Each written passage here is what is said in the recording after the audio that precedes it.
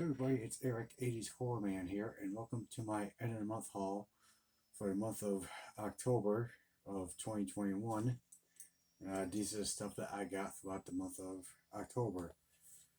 First, I'll show off some of the autographs I got from my good friend PJ Souls, my 3 new shirts I got, 1 DVD, and the rest are Blu-rays.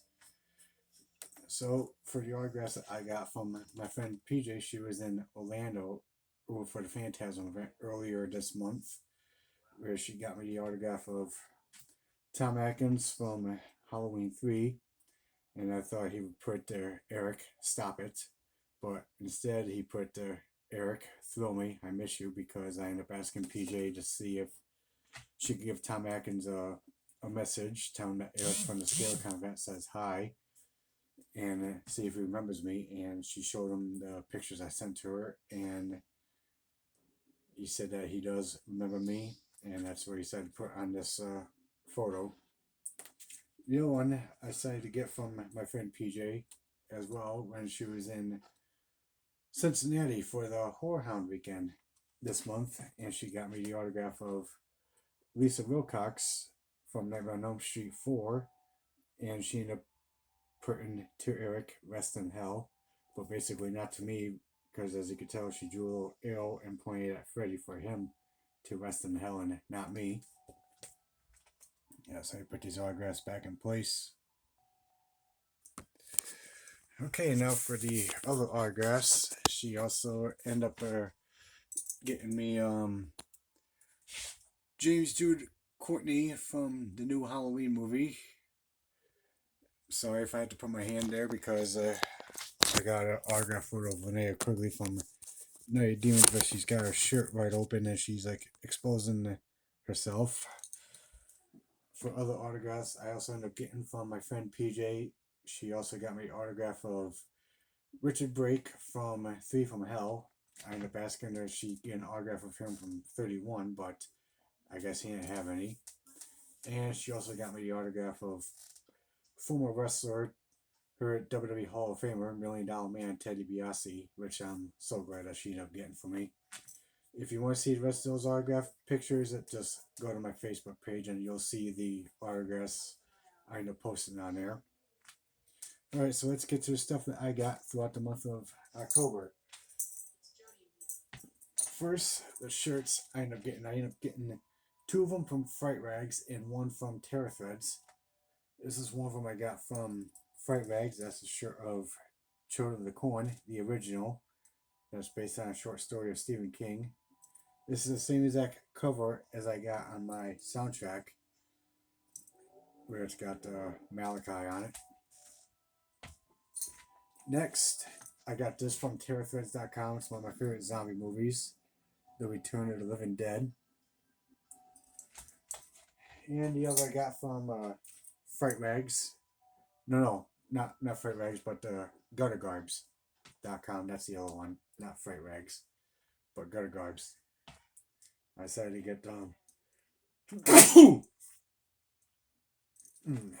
pardon me. Shirt Night of the Demons, the original. That's also one of my favorite movies as well. Okay, now for the stuff that I got for the movies.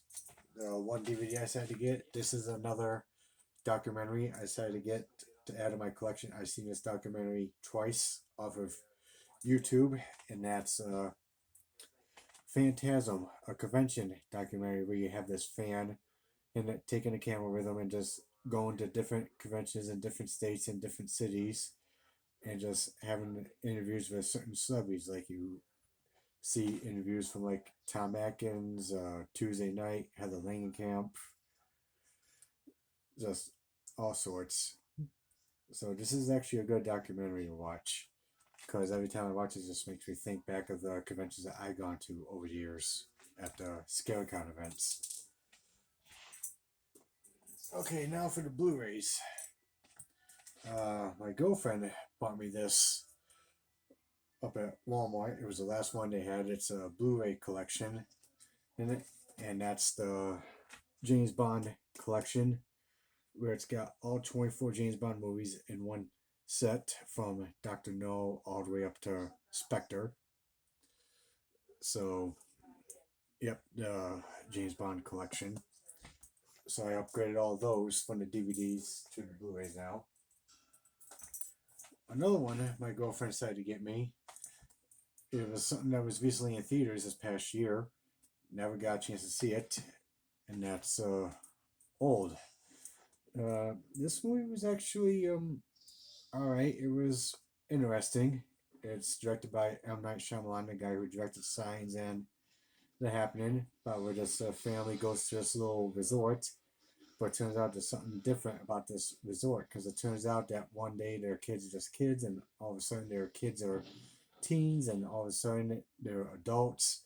So not only the kids, but the parents that just start to age very quickly, and now they have to find a way to get off this resort with whatever lifespan they have left. Another one that my girlfriend decided to get me up at Walmart that came out. I saw this movie in theaters and I liked this. I thought this movie was actually fun, and that's Space Jam: A New Legacy. This is part two to the first Space Jam, and this one's got basketball player LeBron James, where him and his son get stuck at the Silververse world up at Warner Studios. And if he wants him and his son to get out of the Silververse world, he has to play a basketball game against the person that's in charge of the Silververse world, played by Don Cheadle. But turns out that LeBron has to get the Looney Tunes to play the game of basketball to take on the Don Cheadle's character and whatever team that he's got in mind for his basketball team, if him and his son wants to get out of the Silververse world. But this is actually a lot of fun. Some parts were just very funny in this movie, and I enjoyed watching this one. Next, we had this on VHS, never had the movie on DVD, and I haven't seen this movie in a while. And it's another Stallone movie, and that's Stop or My Mom Will Shoot. This is a action comedy where he's a Sergeant Joe Bobowski, and his mom, who's just a little old lady who decides to come visit for a little bit. But when she ends up going downtown and she ends up witnessing the murder, her even though he's not happy about it, but he has no choice but to be partners with his mom, because she's the only one that could end up recognizing the witness. So, Stop on My Mom Will Shoot. Very good movie. Not bad. Some parts are funny though. Next is another Stallone movie. That's actually a good one to watch, and that's Nighthawks, with him and Billy D. Williams and Rucker Hauer. This movie is basically about where he plays like a low key police officer who's like tracking down this killer who's known all across the globe, who plans on bringing the world to its knees. He plays the terrorist goes by the name of Wolfgar. So, Nighthawks, very fun action movie to watch. I definitely recommend checking this out. Next is another upgrade that I have.